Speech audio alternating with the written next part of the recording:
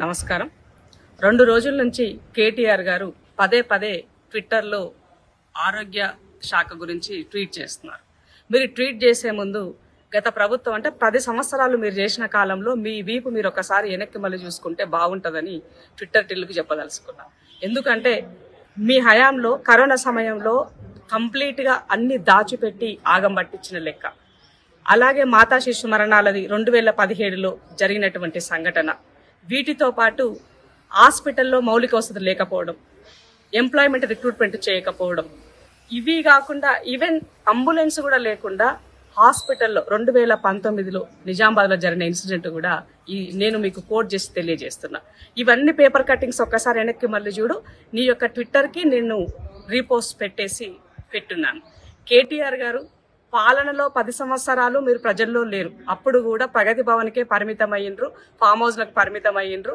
మీ యొక్క కుటుంబంతో పాటుగా మీకు దగ్గరగా ఉన్నటువంటి మీ దోస్తులతోనే మీరు ఉన్నారు. ఆ రోజు ప్రజల్లో లేరు. ఇవాళ ప్రతిపక్షంలో కూడా ప్రజలతో లేకుండా, ప్రజల మధ్యకి వెళ్లకుండా కేవలం ట్విట్టర్లలోనే పోస్ట్ పెడుతూ ఇవాళ ట్విట్టర్ రాజకీయం చేయదలుచుకున్నారు. ప్రజలు మీకు బుద్ధి చెప్పినా ఇంకా సిగ్గు అనిపిస్తలే. ఇవాళ ప్రజాపాలన ప్రభుత్వం వచ్చినాక రేవంత్ రెడ్డి నాయకత్వంలో దామోదర రాజనరసింహ మంత్రిగా ఇవాళ ఆరోగ్య శాఖని చాలా ప్రక్షాళన చేశారు. ఆరోగ్యశ్రీ అనే దానికి పూర్తిగా మీరు దాన్ని కనీసం బిల్లులు కూడా ఇవ్వకుండా రోడ్లపైకి ఎక్కితే ఇవాళ గవర్నమెంట్ వచ్చిన తర్వాత వాళ్ళకి బిల్లులు చెల్లించారు. ఇవాళ ట్రీట్మెంట్కి ఉన్నటువంటి ప్యాకేజ్ని ఎన్హాన్స్మెంట్ చేశారు. ఇవాళ రిక్రూట్మెంట్ పరంగా నర్సులను, డాక్టర్లను నియామకాలు చేపట్టారు. వీటితో పాటు వాళ్ళకి ట్రాన్స్ఫర్స్ చేశారు, పదోన్నతులు కల్పించారు. ఇవాళ కొత్తగా మెడికల్ కాలేజీలు తీసుకొచ్చారు. ఆ మెడికల్ కాలేజీలకి కావాల్సినటువంటి నామ్స్ మెయింటైన్ చేయడం కోసము డబ్బులు లేకపోయినా అగచాట్లు పడితే ఈ ప్రభుత్వాన్ని నిలబెట్టడం కోసము, ప్రజలకి వైద్యాన్ని అందించడం కోసము నిత్యం అహర్నిశలు పనిచేస్తూ ప్రజలతో ఉంటున్నటువంటి మంత్రులను మీరు విమర్శిస్తున్నారంటే మీరు అందుకనే నేను బిఫోర్ తెలంగాణ, ఆఫ్టర్ తెలంగాణ గతంలో మాట్లాడినాం. ఇవాళ బిఫోర్ బీఆర్ఎస్ పాలన, ఇప్పుడున్న కాంగ్రెస్ పాలన అన్నది నేను మెన్షన్ చేస్తూ మీకు నేను చాలా ట్వీట్లో మీకు అవి పెట్టాను. కాబట్టి మీ గాని మీ భజన పరులు గాని మాట్లాడదలుచుకుంటే దేనికైనా ఎప్పుడైనా ఎక్కడైనా చర్చకు సిద్ధం.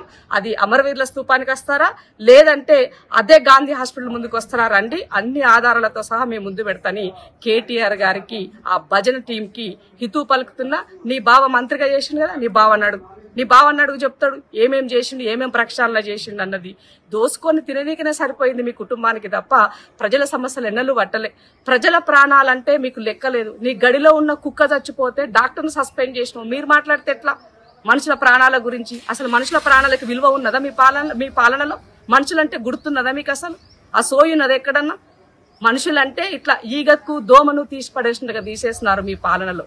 కాబట్టి ఒళ్ళు దగ్గర పెట్టుకొని ఆరోగ్య శాఖ పైన మాట్లాడేటప్పుడు చాలా జాగ్రత్తగా స్పందించండి అని హితూ పలుకుతున్న కేటీఆర్.